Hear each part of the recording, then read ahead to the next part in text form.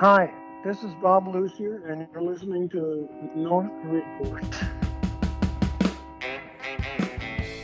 Well, good morning, good afternoon, and good evening, friends. Welcome to the Northern Report podcast. I am your host, Sean Burns, coming right at you from Winnipeg, Manitoba, Canada. And here on the Northern Report, I aim to shine a light on emerging and existing Canadian talent, as well as some of the legends that we're still lucky to have with us. My guest on today's show is acclaimed Canadian pedal steel guitar picker, Bob Lucier. Bob's playing has been featured on an impressive amount of records by a wide-ranging group of artists, from local legends to international country music stars. Now, before we bring Bob in, I'd just like to take a moment to thank all of you folks who pledged to Boots and Saddle for CKUW's annual fund drive. At the time of this recording, I don't have the final number and list of names of our donors, but we're on pace, and listeners of Boots and Saddle have once again stepped up to show their support for campus and community radio, for beautiful country music by beautiful country music singers, and to the hosts and volunteers at CKUW, such as myself.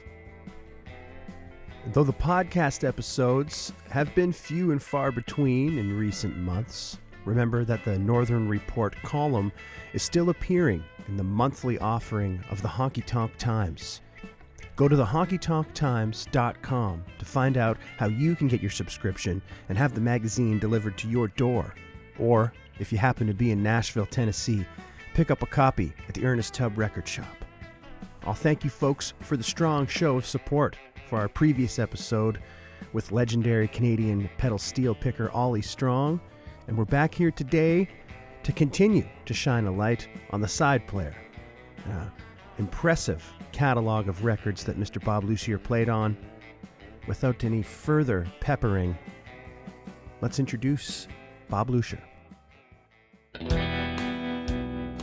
Bob Lucier grew up near Chatham, Ontario, and got his start on the pedal steel guitar in the 1960s with some help from Ollie Strong. He spent his early days on the bandstand in the taverns and the bars in the once vibrant honky-tonk scene of Toronto, playing with Wally Dean at the Drake Hotel and on to the Edison Hotel with Mickey McGivern and the Mustangs.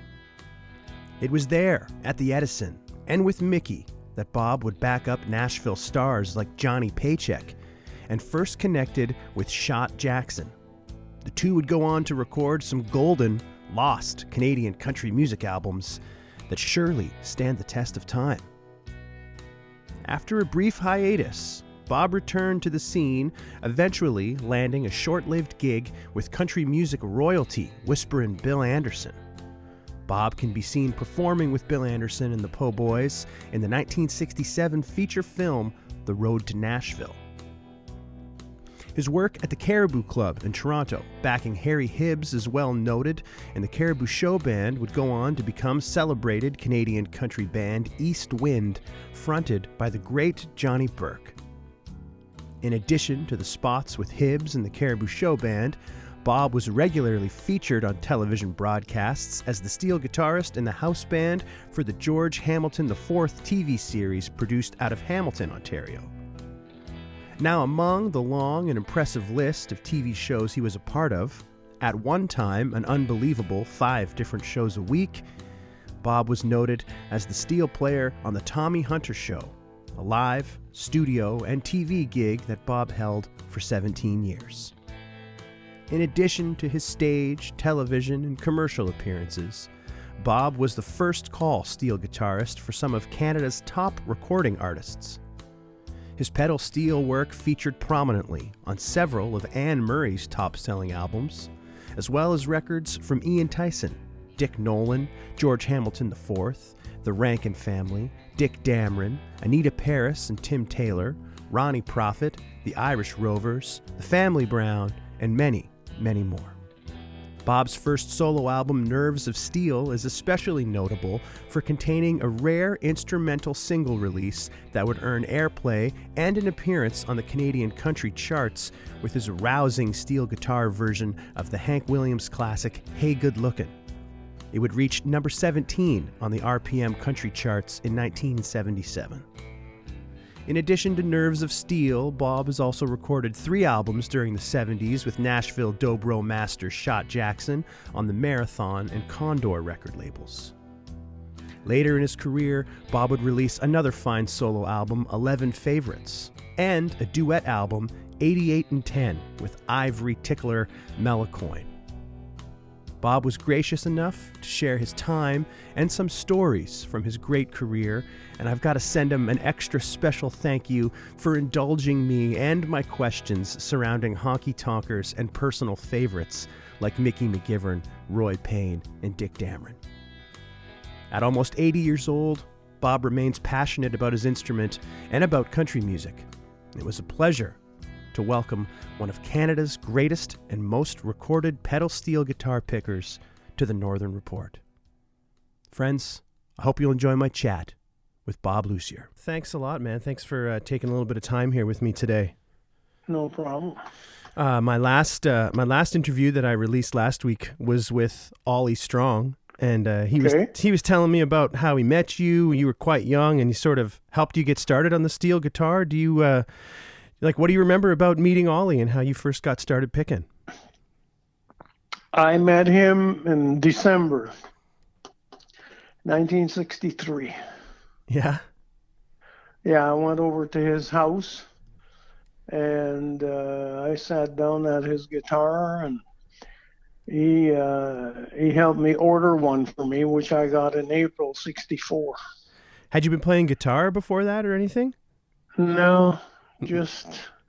I just went for 8 lessons, and the guy that I took the lessons from, he wasn't even playing what I wanted to, so I just ordered a guitar and I learned by myself just listening to records. No way. And Ollie was the guy around town in those days, right? Yeah, he was. And you were passionate about the country music already at that point? Oh yeah, I loved the sound of the steel guitar when I was growing up, 10, 11, 12 years old, right? Mm-hmm. But I never saw one before I was 18. When I came to Toronto in August 62, Ollie was playing with the band around town. They were playing, so I went up to see him play, and that's the first time I seen the pedal steel. So you got your first guitar in early 64, and when do you start gigging on the steel guitar? He ordered it for me in December 63, and I got it in April 64. And how long till you're on the bandstand? July. Holy shit, really? Yeah, July I was playing with Bernie Hughes in Hamilton. He had a gig there every Friday and Saturday night. And I sat in to play with him one time, and he said, he asked me how much money that I want for playing. I would have played for nothing. He paid me $5, right? For the night. Yeah. So, I mean, like the steel guitar for most folks, I mean, this is a lifelong pursuit. It is a near impossible instrument to play, and you're playing with bands a couple months in. So what's your routine like in those days? Are you playing nonstop? I was practicing. I was a stock keeper at a tire shop in Toronto, and I'd have my guitar in the stock room. I was a stock keeper, so I'd be practicing in there, right? Yeah. Wow. So I read somewhere that one of your first pro gigs was with a band, Myers Brothers and the Jubilaires. Where was that? Yeah, that was in Chatham. That's where I was from. And what kind of jobs those guys working? Oh, they just had regular day jobs, right? And they gigged on the weekends. Not a 6-nighter situation yet? Just weekenders? No, they were just weekenders. Yeah, they had day jobs. So when do you break into playing 6 nights a week in the taverns and bars? Well, let's see. The first gig I got was a Cloverleaf Hotel in July. In October, I went to see Wally Dean. They were playing at the Drake Hotel. Mm-hmm. And Ollie was playing there once in a while, and so was Tommy St. Dennis. They were the two guys at that time. So Right. anyway, they were leaving that gig. It was 6 nights a week. So I told the leader of the band, I said, I can play some if those guys leave. So he said to me, have you got your guitar? I said, yeah, it's in the car. He said, well, go get it, and you're playing this next set. Excuse me. So I went, got my guitar, set it up. I played one set with him, and he said to me, start next Thursday. At the Drake. At the Drake Hotel, yeah. It was Wally Dean. Wow. And did you say the Elm Grove before that? No, it was a Cloverleaf Hotel. Okay, where was the Cloverleaf? At Highway 27 and Evans Avenue in the west end of Toronto. So there's a whole bunch of rooms down there in Parkdale, right? Like the Drake and the Gladstone and the Parkdale Hotel. Did you do all those rooms? No, I mainly played at the Drake. At the Drake. And there's a live record from mid-'60s. Are you on that one at the Drake? No, I don't think so. I'm not sure. I don't think so. I didn't start at the Drake till October '64. How long were you there? A couple of years. 6 nights a week. And in those days the hotels closed at 11:30 on Saturday night. Oh.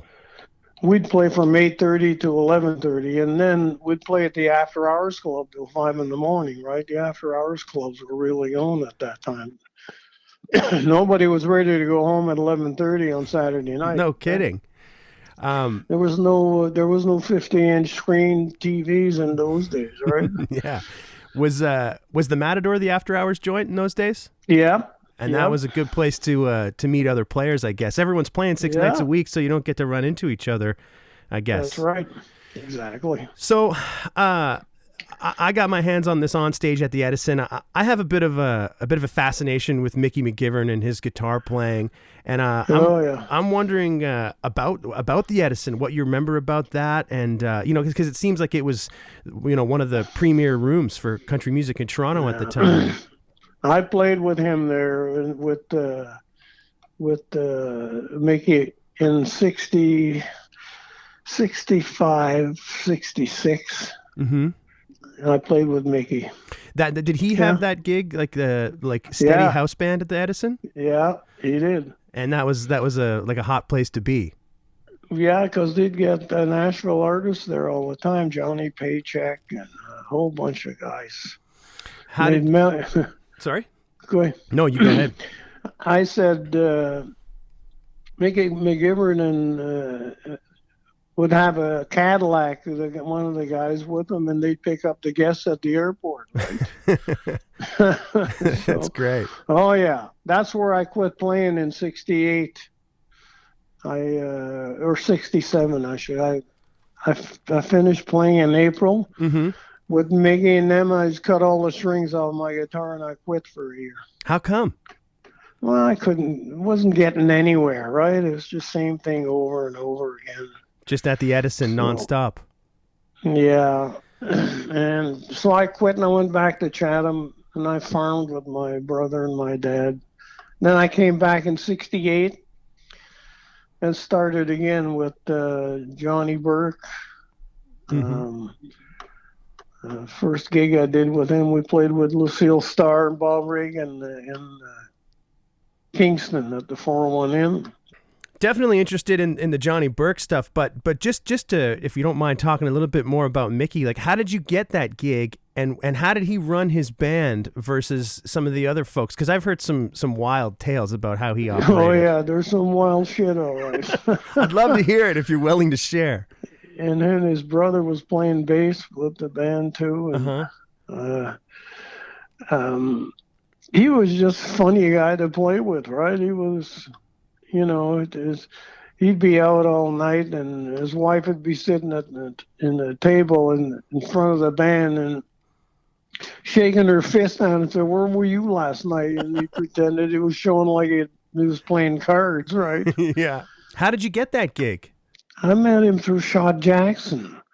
I think that's how I got the gig. Because then I did an album with Shot there at the Edison, Mm-hmm. and I'm trying to remember how I don't know. I was just freelancing, sort of, before playing with Johnny Burke type thing, and I don't know, it just wound up there. Good thing about that Edison record, I think it was because I was doing some ARC records, and Right. he was on most of those too, right? I read somewhere he was on like upwards of 300 sessions in the ARC records. Yeah, I wouldn't doubt it. But you're taking the brunt of the pickups and the leads and stuff on this Edison record, and you hadn't even been playing that long. So was Mickey giving you a long leash to play? Yeah, because he loves steel, right? And he loved to push you, Uh-huh. Be looking over your shoulder and sort of pushing you to play, right? So you a bit of an intimidating band leader? Yeah. Yeah. And regarded was. as like one of the better bands on the scene in those days. Yeah. Where did Buddy Cage come in? Did he come in after you, or you guys sort of swapping gigs, or how did that work? Buddy Cage? Yeah. He was playing at the Cloverleaf, which was the first place I played. Uh-huh. He was playing there with the band, and Graham Harris, I think it was his name. And I don't know, he quit or went to play somewhere else, or him and Ken Near were buddies. Ken Near was a teacher at the Conservatory of Music in Oakville, right? Mm-hmm. And anyway, I played there till October. From June, July, in that neighborhood. Yeah. And with Slim Mason. Yeah. You remember him? I don't know if I know that one. Anyway, I just played during weekends, right? Right. And when I started playing the clubs, you had to be 21 to play in the clubs, right? Yeah. At that time. So. How about Billy Adams? What do you remember about Billy? Because to me sounds like he's really cut on the same cloth as Paycheck, and I know Paycheck and Mickey were buddies. Yeah. Was Billy? Yeah. Billy? What was he all about in those days? Well, he was just just an occasional singer with in Mickey's band, right? He was fronting the show. Mm-hmm. And Paycheck was really big at that time too. And yeah. So how did you connect with Shot Jackson? Just through the Edison, through Mickey? Yeah, He must have been someone that you looked up to already, hey? Well, yeah. Yeah. And that was in 66 or 60. No, maybe even before that. Mm-hmm. Yeah, I think so. Anyway, that was the first album we did together, Stealing with the Dobro. Right. That picture on the front cover, that was the stage of the Edison. Oh, cool. Yeah. So you did a bunch of the ARC records and like Marathon Paragon stuff, and it seems like there's this big sort of thriving country music community there, and these labels, are they mostly recording local artists doing like hits of the day? No. What's the name? Ben Weatherby was recording guys from Nashville too. Oh, really? Oh, yeah. Yeah. So what were those sessions like? Were they all kind of done in one day, like live off the floor style? Yeah, a couple. That was a long time. Oh, my God.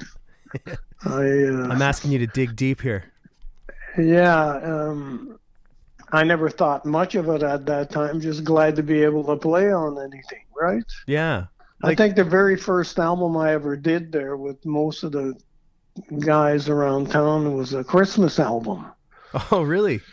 I think that was the first one I played on at ARC. Yeah. I haven't had my hands on that, but got some great arc ones like with Dick Nolan and Bill Long and all that. Some of those ones. There's another one. Oh, geez, I wonder if you're on it. I got to dial up her name. Her name was Shirley. Shirley May Carr. Are you on that one? I don't remember. Don't remember her? I think might have been Roy Penny playing guitar. Did you play with Roy Penny too? Yep. He was another one. Him and Mickey kind of seemed like they were the hot pickers of the day. That's right. Yeah. Exactly. But different styles. Exactly. Like Mickey's got different a little bit more altogether. edge. Yeah. At that time, Johnny Burke and Roy Penny were playing at the Horseshoe, right? Oh, okay. Was that just Johnny under Johnny's name? Yeah. Mm-hmm. They were playing at the Horseshoe, and I was playing at the Drake, right? Right. Okay. Yeah. So that was the three one: the Edison, the Drake, and the Horseshoe. That was the three that most of us played at, right? Those are the better rooms. Yes.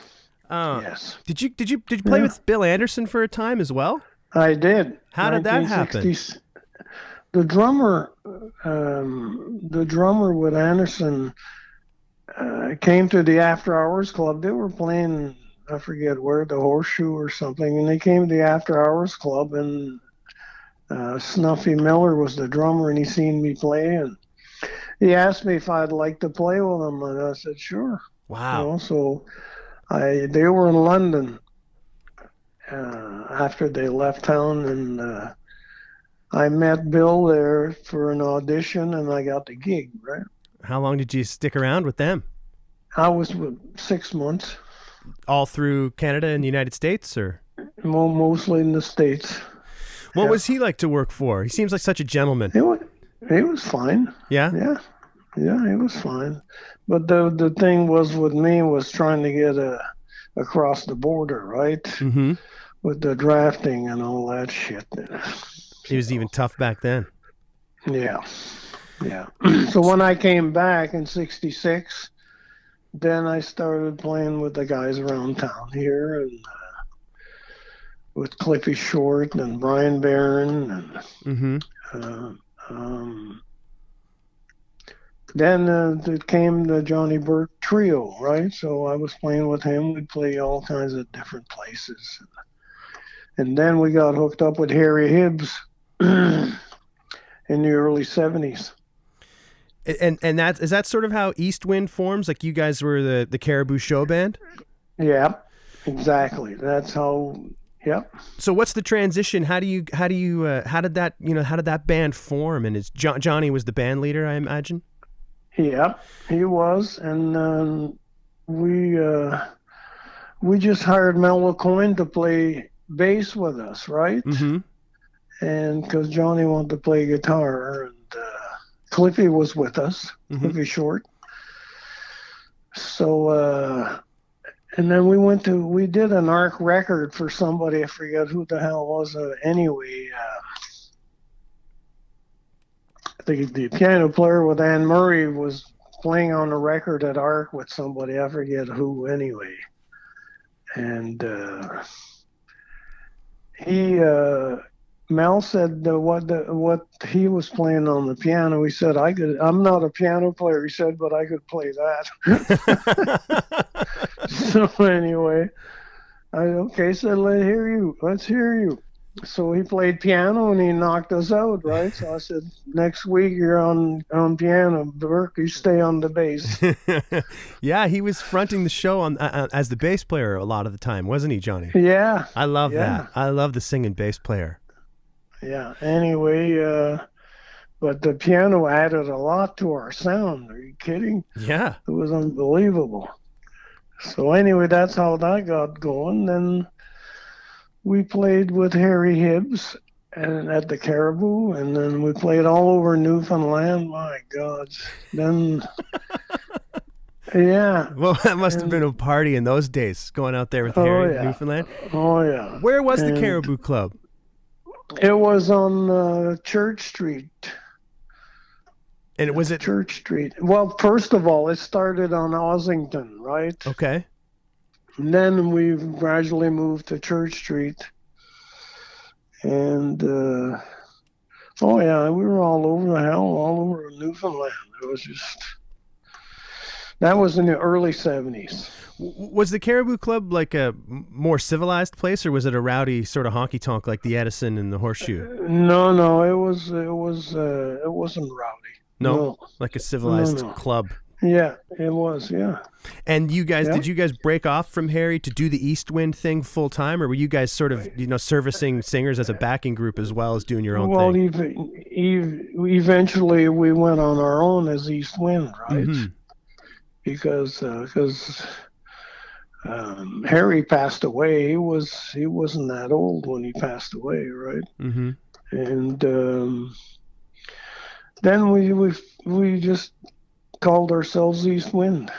Did you guys stay in Ontario, or did you tour nationally with Eastwind? No, we toured in Newfoundland, and we toured in mostly Ontario.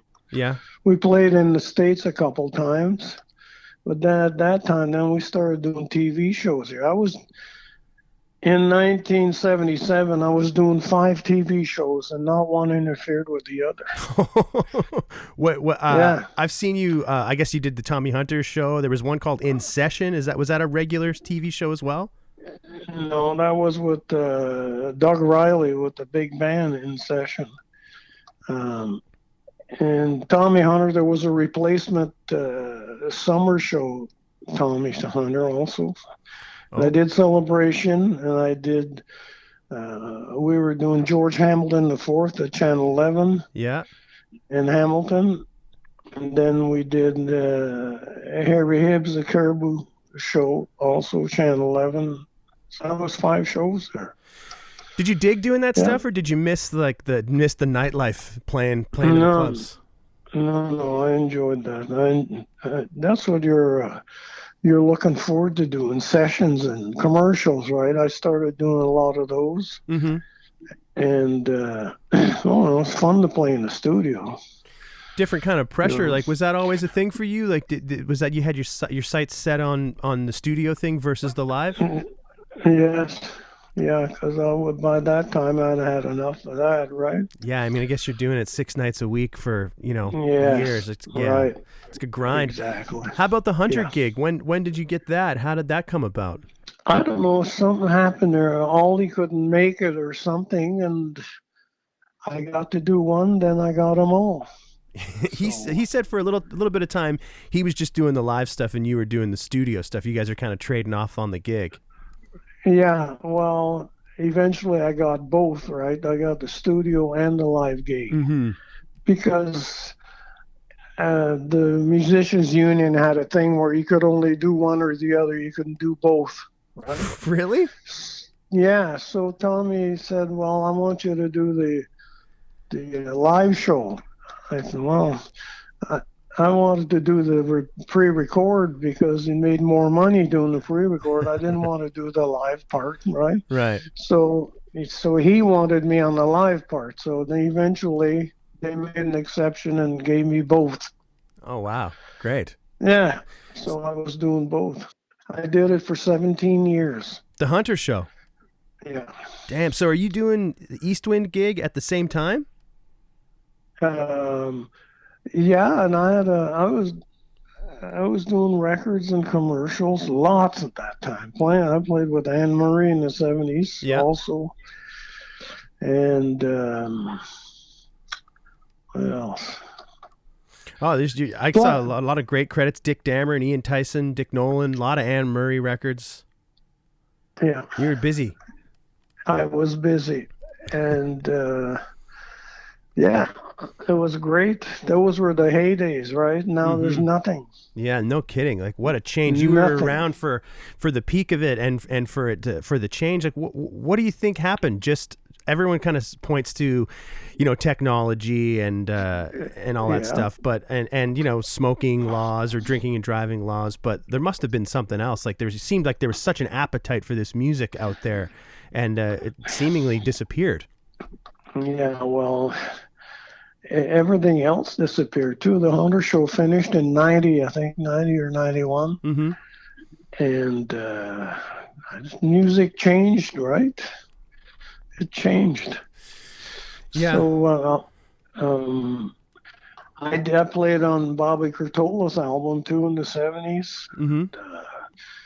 Anne Murray, and I played in a one movie too that was called Going Down the Road. Yeah. With Bruce Coburn. I played on the music on that. Did you dig that, or did you was the country music still your passion? Well, yeah, I dug that too, right? Mm-hmm. I played with Doug Riley in a big band, on Celebration, and I did a big band album, Nerves of Steel, 1976, an 18-piece band. Holy shit! Really? Yeah. I haven't been able to track that down. Do you have copies of all those records you made under your own name? Yeah. I'd love to hear some of this stuff. And then I did 11 Favorites. Mm-hmm. We did 2 albums with Eastwind. I got the first one. Which one? I got that first one, the self-titled one. There's some. I think it's all covers on that one. Oh yeah, I think so. I can dial it up. It's some interesting moves on there. What's the cover like? It's you 5 guys, and it looks like you're on a slide in a playground. Yeah. That was the second one. Oh, that's the second one. Okay. Yeah. really good walk through this world with me.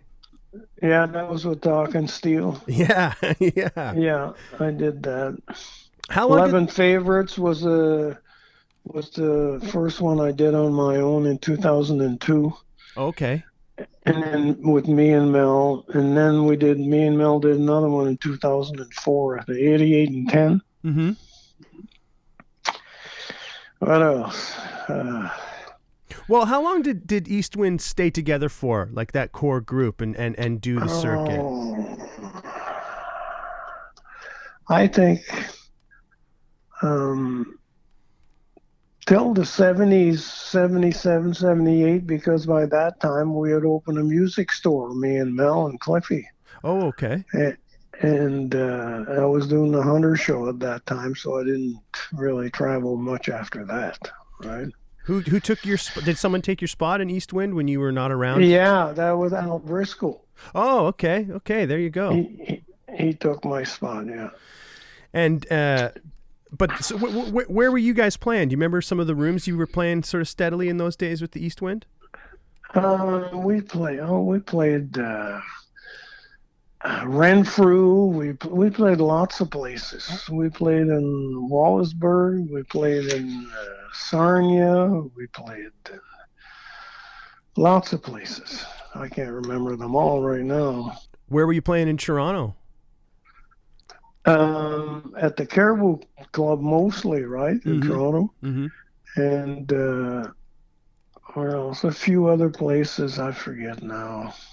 What was Johnny like as a band leader? He was great. He was funny. Yeah. Yeah. Some good Johnny Burke stories for the. Oh yeah, we had lots of fun. Yeah. Did you stay in touch with all those guys like Mickey and Johnny Burke and all through the 70s and into the 80s and stuff? Yeah, not very much, but when we played the country music festival in Trenton, Mickey was there because he lived not far from there, right? So I'd see him there, right? Mm-hmm. But not much after that. I think we only played there. That show was once a year where me and Mel and a bunch of us backed up all the entertainers on there, right? Did a lot of that, hey, where you were sort of the house band steel player. Yeah. Got to think fast, I guess, in those situations. Can be ready to react. Yeah. Well, by the time we'd be there all day practicing, right in the room, and I'd bring 2 guitars and 2 amps, and I'd leave one set up at the gig and one in our motel rooms practicing some of the singers, right? Yeah. Yeah. Oh, there's some great footage from that in session show with Rodney Crowell and Emmy Lou and Roseanne Cash and Albert Lee, and it's on YouTube. It's like 2 hours long. It's uncut, so Yeah. you kind of see you guys sort of hashing the tunes out. And Rodney didn't seem too impressed with the sound man. Do you remember that day and that's playing with those folks? The leader on that show was Bobby Edwards. Okay. And that was a Channel 11. Yeah. Yeah. I'd forgotten about that show. I could send you that video. It's pretty wild. You guys are, it's so classic. Like you guys are kind of in the back, just waiting while the singers are trying to dial in their monitors and stuff like that. Right. Do you remember the recording of the onstage at the Edison, and like if there was much prep involved with that? I don't remember much about that. I guess it was pretty early on, eh? It was. What else? I wrote down some notes on stuff, but I don't remember everything, right? Right. I got a gold album for playing with Anne Murray on the hell was the name of the Just Keep It That Way, I think it was called. What was she like working with? Because you did a number of albums with her. Oh, she was great. Yeah, she was great. I did a kids album with her too, and a Christmas album. Yeah. And Shadows in the Moonlight, though, I played on that. That was a good single too. Did you do live work with her? Yeah. Yeah. Yeah, and in Halifax, we played with her at her mom and dad's house on Canada Day. Then we played in PEI. We did a TV show there in PEI, and where else?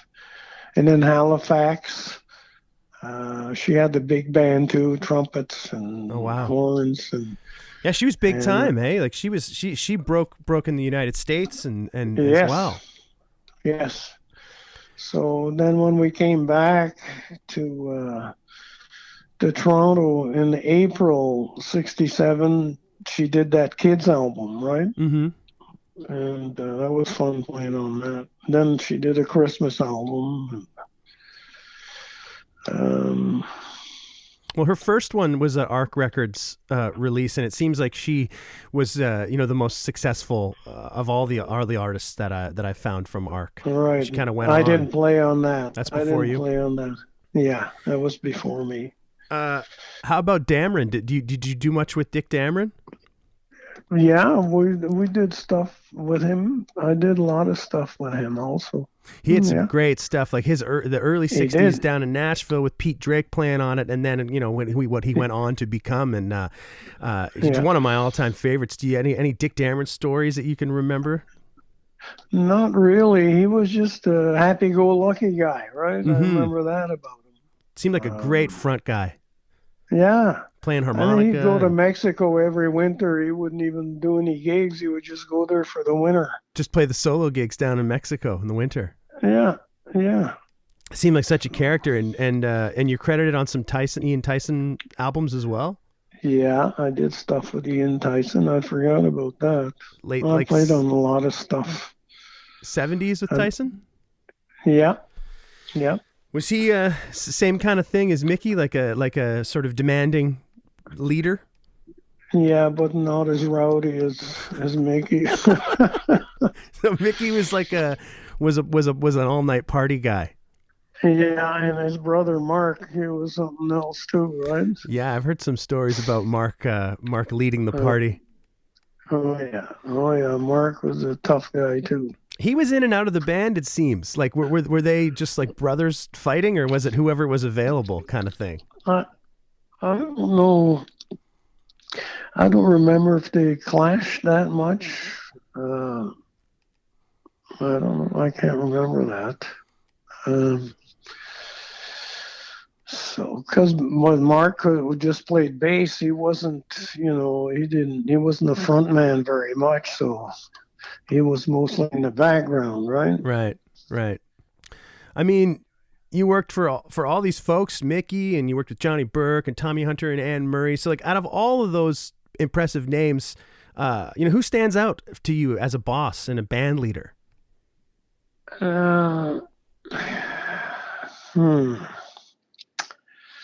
I played with Johnny Burke. I was with him a lot, right? He was fun to be with. Yeah? He was fun to be with, yeah. I enjoyed playing with the big guys, too. Doug Riley, and it was fun playing with those guys, too, because the steel wasn't really dominant in some of those things I did, but I played with Atkinson, Danko, and Ford also. Oh wow! I just played on a lot of stuff. You're just the guy around town, yeah. Steel was in everything, right? Mm-hmm. I didn't mind that. Who else did you guys back up? Like in your years at the Edison, who else, like other Nashville acts, did you guys get a chance to back up? Paycheck was the big one there, right? Yeah, he was real popular there. He was the big one there, but there was other ones too. I can't remember them all. I think who else was there? I think Mel Tillis played there. There was a lot of same at the Horseshoe, like Farron Young played there and Bill Anderson played there. When I played with Bill Anderson, we came back to Toronto to play, and that's where we played at the Horseshoe. 6 nights? Right. So, no, he was just there for 2-3 nights. 2, I think. And like a local warming it up or something, or yeah. And I was playing with him then, right? Mm-hmm. The guys in the band tried to pull a trick on me, telling me that you had to put your pants inside the cowboy boots when you were on stage, right? Did you fall for it? No, I didn't.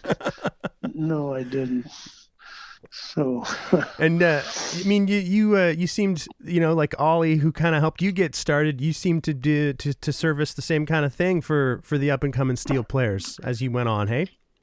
Yeah, but some of the younger guys, right? But Mm-hmm. they have no place to play now. It's hard for them. What's his name? Dougie Johnson. Mm-hmm. He's a real good player, right? But there's no place to play. Yeah. So what happened after the Hunter show in the 90s? Then where did you go, and what did you end up doing for playing? Because it started to. I bought a kitchen company. Really? So I was in the renovation business, right? I did that a lot, even in the 80s. Oh, so you always had something going on. A lot of all the musicians I played with, I did a lot of work at their houses. No way.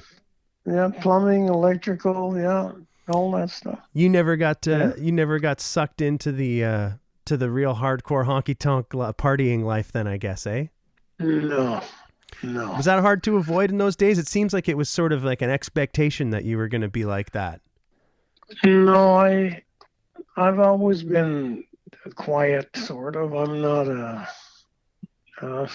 a big partier guy, right? Mm-hmm.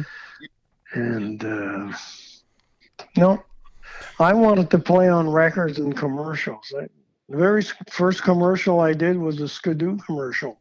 Yeah? That was another one Ollie couldn't make, and I got that gig. So you start that company in the 90s, but are you still playing? Like there's still a market, there's still some gigs through those years, right? Yeah, me and Mel and I formed a band called Magnum. Right. Yeah. You guys, did you make a record with that band? Oh yeah, we've done. Let me see. Well, me and Mel made 2 albums, 11 Favorites and 88 and 10. Where'd you guys make those? At one, we made at Dougie DeVoe's. Oh yeah. And the other one we made at Mel's house in the basement. Wow, you still playing the steel guitar, like even at home in the living room? Yeah, yeah. Are you I still play, sorry? but there's no place to play. No live stuff. No. What are you playing when you're playing these days? Like, are you playing like what kind of stuff? And what kind of stuff are you listening to? Just country. Yeah? Just country. You know, I got a bunch of CDs there. I just play them. I play along with it. Yesterday I had what's name over at the house here. We had a sandwich and a bottle of wine. Burt Carroll. Oh yeah, man. Burke is a real classy picker. Yeah. Anyway, he comes over once in a while. We have a few drinks and Nice. play some tunes. I still have my store, my cabinet place, kitchens. Everybody's asked me if I'm retired. I tell them no. I'm going to be the richest man in the cemetery. You can't stop. You got to keep going. That's right. Who are your favorite steel players? Like from the old days, and even any current names that come to mind? From the old days, I'd say Buddy Emmons and Weldon Myrick. Mm-hmm. Those are and Lloyd Green. Those are my three favorites. Try to lift those sort of licks when you're getting going. There's all kinds of them. There's all kinds of good players, but those three stand out. You keep in touch with any of those guys that you did time with in the 70s, like from the Hunter Show, or any of the Eastwind guys that are still around? Yeah, I talked to Tom Cesniak. Yeah. Bobby Edwards is gone. Mm-hmm. Doug Riley is gone. Yeah, and mostly those guys, right?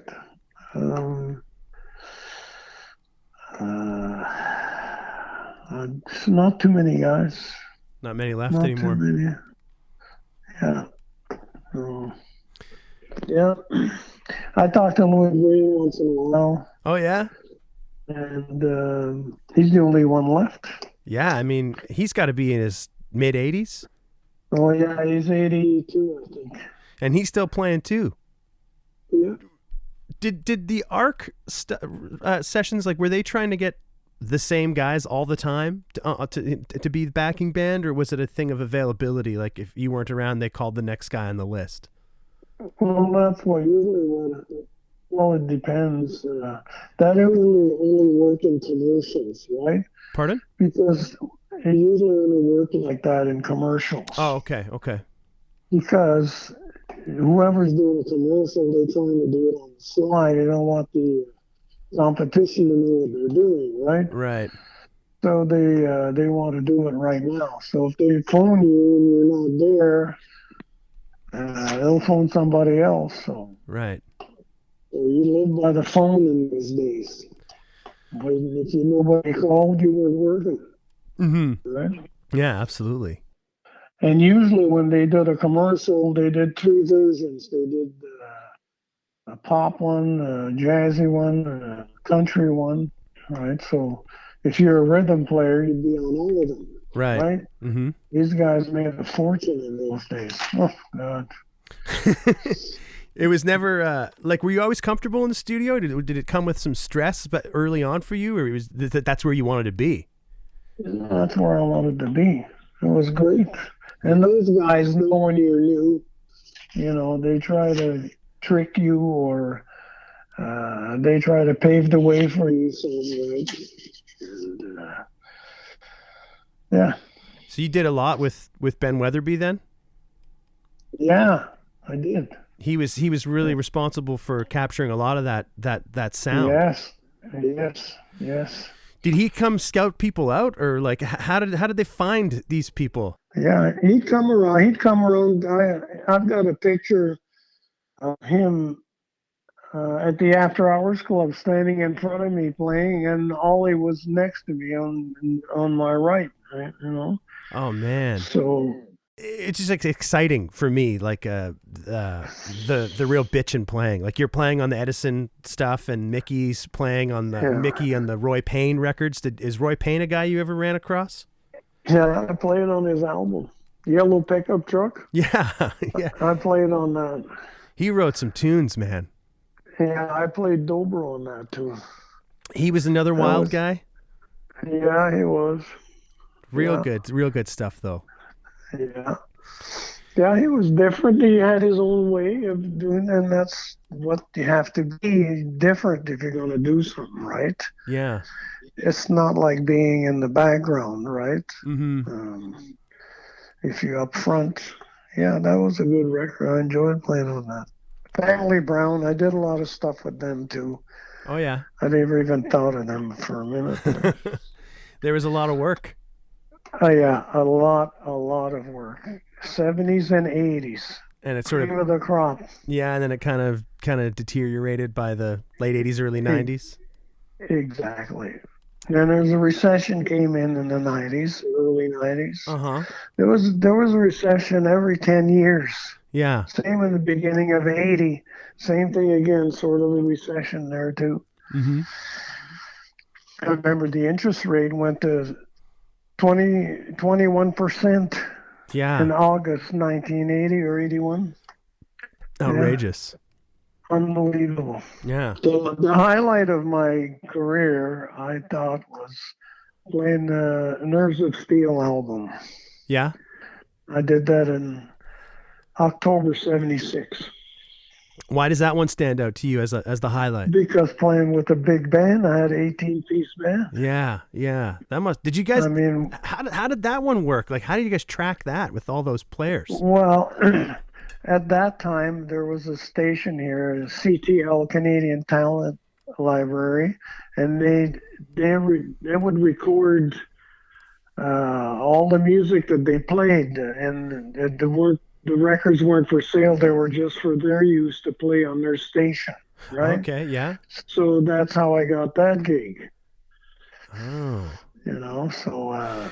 Do you have those albums of yours for sale anywhere, like online, where people can go? Where can people go find that stuff? Well, they if you just put up my name on Facebook, it should show you, right? Okay, yeah. I'll find a link and I'll include it for sure. If you can't find them, let me know. All right, I will. Hey, thanks so much for taking some time here to talk to me and tell me some stories, Bob. I really appreciate it. I enjoyed it. And I'll get in touch. Well, friends, I hope you enjoyed my chat with Bob Lucier. Thank you, Bob, for taking the time to talk with me. I encourage you folks to dig around online to find and listen to some of the great work Bob has played on, whether it is under his own name or as a session picker. Follow along with the Northern Report Spotify playlist, where you can hear music from the folks that I've covered over in the Honky-Tonk Times column, as well as here on the podcast. And remember to subscribe, like, follow, share, tell a friend, leave us a rating for the Northern Report. Folks, it goes a long way for the podcast, and I appreciate you taking a moment to do so. Our logo was created by Boots Graham of Boots and the Hoots, and music on the show today is courtesy of Sean Burns and Lost Country, The Divorcees, and Skinny Dick. And from local legends to regional stars to the cream of the Canadian crop, you're going to find it all here on the Northern Report. Thanks for tuning in, folks. We'll chat later.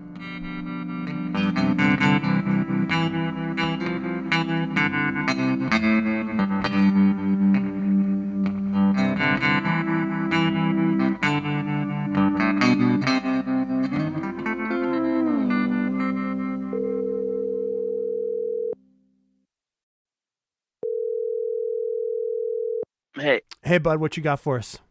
Dim the lights and chill the ham.